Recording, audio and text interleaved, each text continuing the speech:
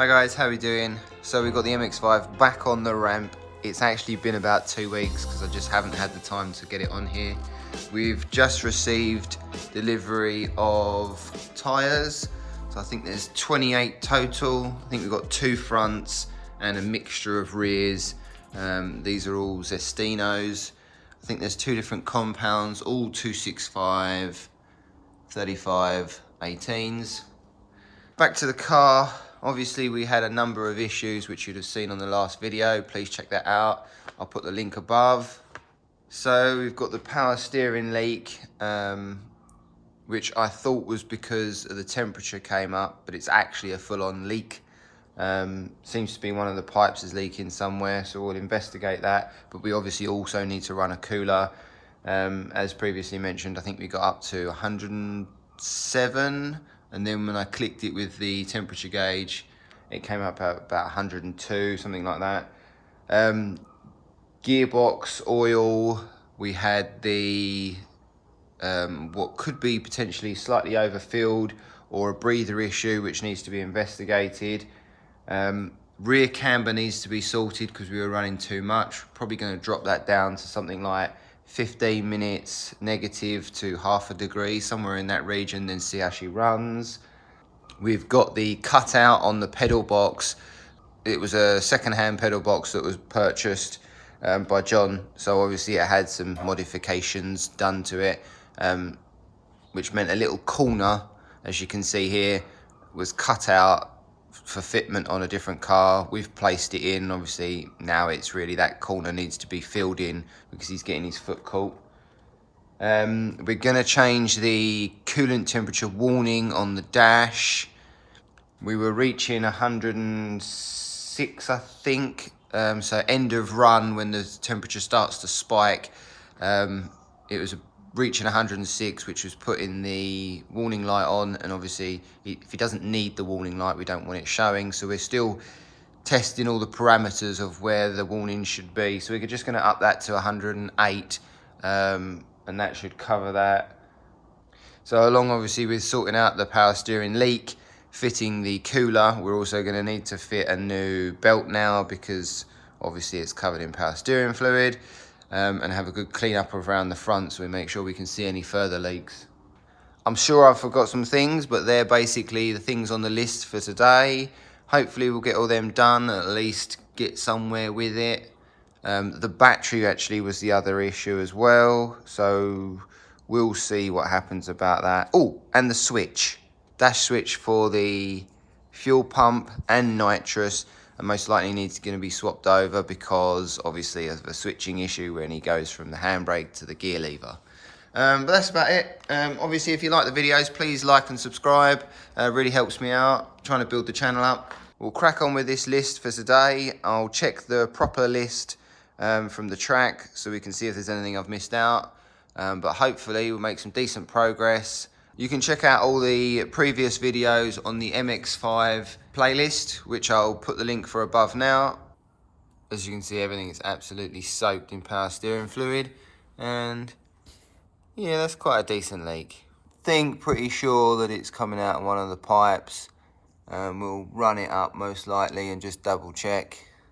Okay, after some messing about, the power steering cooler is on. It's just literally, that's the original pipe that used to run straight up to the tank, and I've looped that into the system, and then just a new pipe that runs up, and all I've done is bent over some, this is angled down the bottom, but just bent that over, riveted on, and then that plate, the end plates are riveted to this as well.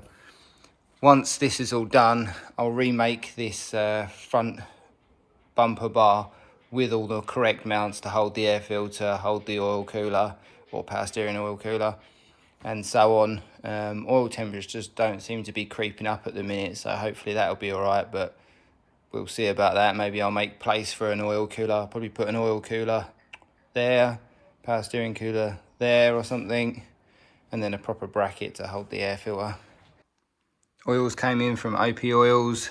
Got the diff oil that I'm going to be replacing as well, which is just 75/90, and then a high performance power steering fluid, hopefully to reduce the temperature slightly, or at least stabilise them and control them. Just draining out the power steering system to make sure we get rid of all the old oil. Obviously the new high performance oil is going in, so we don't really want to mix it too much. So the power steering return line goes over the top of the engine mount, and obviously that runs really close to the exhaust system. There's some silver tape on it, but that's obviously not doing the job. So we've got this heat reflective trunking to go over the top. Just sliding this over the return pipe now. Hopefully this will reflect the majority of the heat, which was causing the power steering to get to 107 degrees. I think it peaked at. So yeah, you can see it's pretty close, and obviously when that's screaming, you've got a lot of temperature radiating off. That's it in place there. You can see it just runs round to the back. Hopefully that and the cooler will keep us cool. Well, I just ran it up and the leak isn't coming from that pipe, which I originally thought.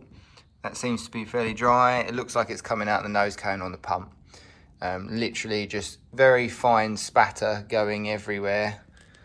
You'll be able to see it, but yeah, it's going everywhere. So it looks like it's coming out the nose cone, so you're gonna have to rip the pump off or drain the system, rip the pump off, get over for a repair and get it back all on. All right, so it turns out that the power steering pump was leaking from the nose cone, if that's what you call that part, but the seal that's in there was leaking nonetheless.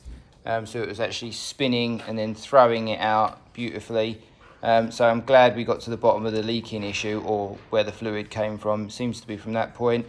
This engine had obviously been on a shelf somewhere for many years out of a scrap vehicle before it got sent over from Australia. So I'd imagine that a little bit of corrosion on that shaft might have done that seal, or just generally sitting there for a long time, not moving.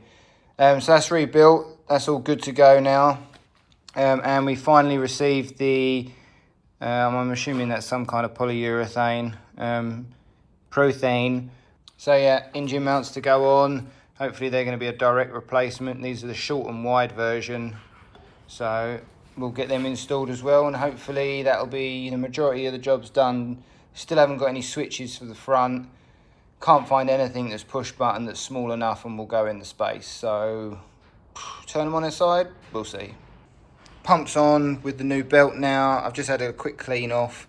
Power steering fluid's back in, no problems there. Just need to obviously flush the system of air or purge the system of air, doing lock to lock. But that should be that bit all done. Got the motor mounts to go in, but that will be going on the ramp to get them done. So I've just removed the original gearbox mount, which is the stock one still. Just runs 2 bolts through, gearbox up here, obviously the brace across the bottom here. And we're going to be installing a polyurethane version. So that originally went in there, and then gearbox sat on top. You can even see original GM, and we're going to be installing this one. It's pretty visible that that is a much shorter engine mount as well. Multiple holes. Again, nothing seems to line up with all this gear, but nonetheless. So I'm going to have to drill 2 new holes in here, mount that up, and then it will bolt straight through. Simple enough instructions. Obviously you've got some pins, some bolts, some washers, and we just need to drill out 2 holes at the right spacing for that, and then the studs go through the bottom. I'll probably Loctite these studs into this mount, just to make sure they don't vibrate loose in any way. So I've just drilled out the 2 holes, just measured the hole centers of this block obviously, and now this has got Loctite on the threads, so hopefully that won't come out. So the next thing is to basically measure the difference between these two and then space it out. We might actually go slightly above that because the back of the engine does slant down, so, or the whole system slants down, so we might end up bringing the whole system up. Alright, so I undid the level plug and managed to get that out of the gearbox. So I think that's probably maybe 1/4 of a litre. Probably had 1/4 of a litre come out already at the track side. So let's say there was 1/2 litre overfill. Not a huge amount, but the breather's all good. So maybe some research into the gearboxes, make sure that's not a problem. But this is obviously cold as well. So, I mean, it's about 35 degrees today, but Celsius. But yeah, I mean, hot, probably like 80, 90. So maybe there's another 1/2 litre to come out of it. So it might be worth doing that track side if we still get some blow by. Back on the Geo machine, I'm just going to check what the settings are now, see if they've changed at all, and then we'll look at seeing where the squat is and where we're going to adjust it to roughly. So the rear settings haven't really changed a lot. I think the camber's gone up slightly, I'll double check that, and rear toe's gone up slightly as well, so it's obviously, the springs are obviously settling now. Obviously it's brand new suspension, so they're going to settle over a period of time. So we're probably going to end up reducing this down to something like 3/4 of a degree, half a degree. I think half a degree is probably where we're going to end up at the minute. But I'm going to strap it down to the ramp and we're going to see what this thing squats to. Alright, so that's strapped down. So what I've done is obviously put a bar across underneath and then ratcheted it down.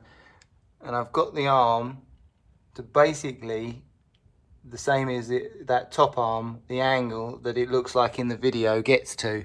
So we'll just have a quick look at the Geo. So I'll double check when it raises up again, but it doesn't look like it's gone down 100% even. Obviously there's no one in the car at the minute either, but that actually probably will make the whole setup slightly worse. But as in more offset. But you can see there it's gone up to 2.5, 240 camber, and then 7 and 15 minutes to tow. So I'll crack it back off and we'll just have a quick look. So it's settled back and roughly the same sort of Geo and setup. It's not too bad.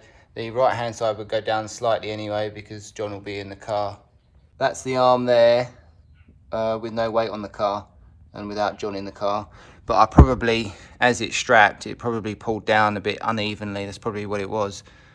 So I'm going to adjust this probably down to something like half a degree, I think. And then we'll go for, yeah, probably about, let's say 20 minutes of, yeah, probably 15, 20 minutes of tow. Okay, so this is 0 camber and I think 20 minutes of side tow. And that's strapped down to similar position, maybe slightly further, I think. So now we're ending up at a degree camber and 5 minutes of tow, we're going to say, because I'll sort the other side out to match.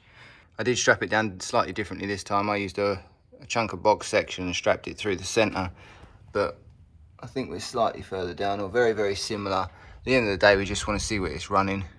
So I'll crack this off and we'll see what the Geo's like. I'll back up the front with it snapped off. So this is fully released. So we've got 6 minutes of camber and about 18, 19 minutes of tow. So I will just balance that tow out slightly. I could probably take it up to like 22 minutes, I think. And I'll leave the camber there. So we've lost 1.25 degrees or 1.5 degrees. So not too shabby. May require more, so we may need to start going to positive camber because of how soft the suspension is. We'll just have to see. Alright, so that's the settings up front. We've got roughly the same camber. Obviously once you throw John's weight in it shouldn't be a problem. Caster's a little bit higher and tow out's a little bit more.